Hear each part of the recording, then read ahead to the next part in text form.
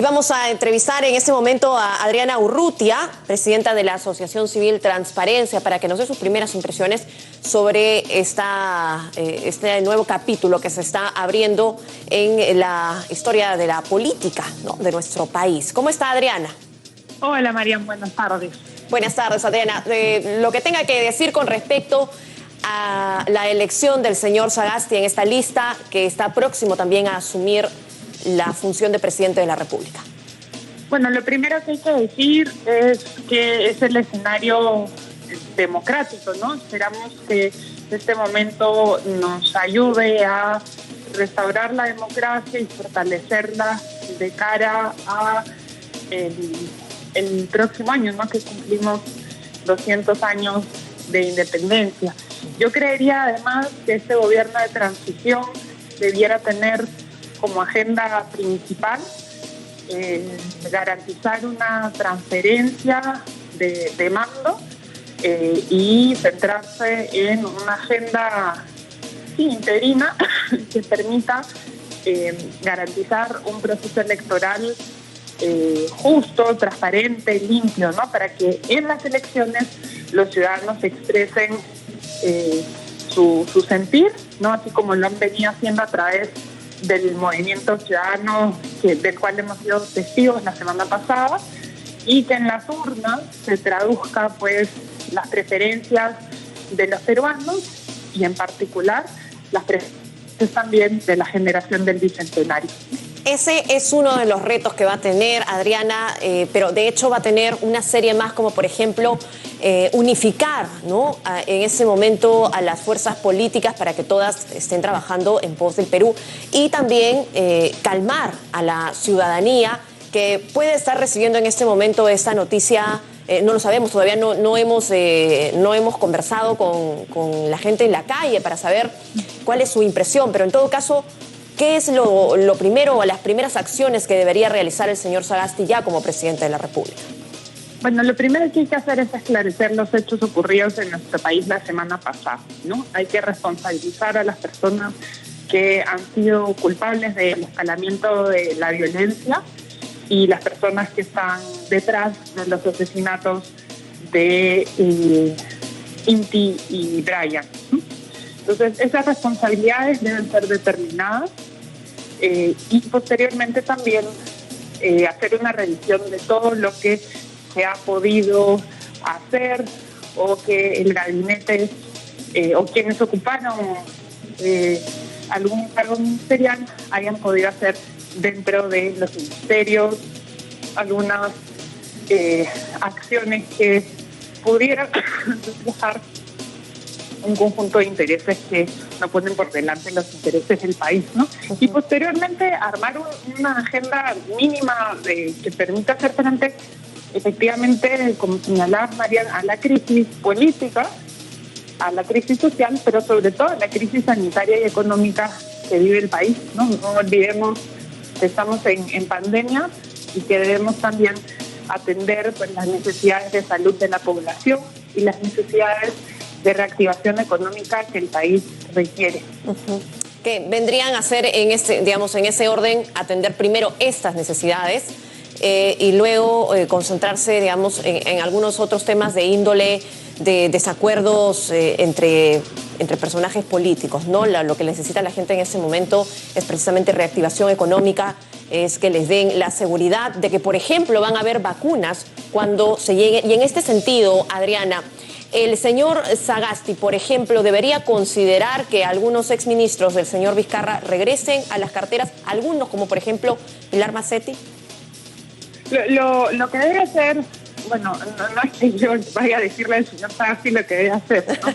Pero en todo caso me permito establecer algún punto de agenda en ese sentido, que así como la mesa directiva ha sido un esfuerzo de generar un consenso entre las fuerzas políticas y permitir que por fin el Congreso asuma esa responsabilidad constitucional de la salida de la crisis, lo mismo debe hacerse en cuanto a la constitución del gabinete del Ejecutivo, ¿no? Debe ser un gabinete plural, liderado por una persona que convoque a amplias personas con diversas trayectorias, diversas posturas, pero que sean personas que saben de manejo del Estado, saben de las carteras que ocupe y poderle así dar al país un gabinete de transición que, como conversábamos, priorice los asuntos que requiere la población, ¿no? Según una encuesta que hizo la Asociación Civil Transparencia en coordinación con el Instituto de Estudios Peruanos y gracias al apoyo de IDEA Internacional, a la población lo que le preocupa ahora es esencialmente la salud. 52% consideran que debe ser un tema prioritario en la agenda electoral, así como la economía y la educación, ¿no? Entonces es una agenda que resuelva la crisis y que considere servicios universales para atender las demandas ciudadanas.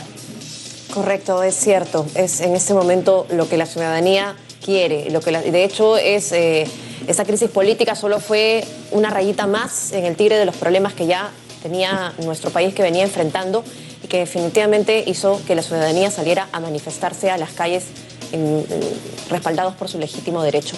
Adriana, yo creo que ahí la crisis nos ha llevado a un siniestro paréntesis que nos demuestra cuáles son los riesgos de estar al filo de la democracia, ¿no? Creo que esperemos que lo que hemos vivido la semana pasada nos reconforte o nos haga seguir creyendo en la idea que la democracia es un régimen que realmente permite la protección de los intereses de todos los ciudadanos.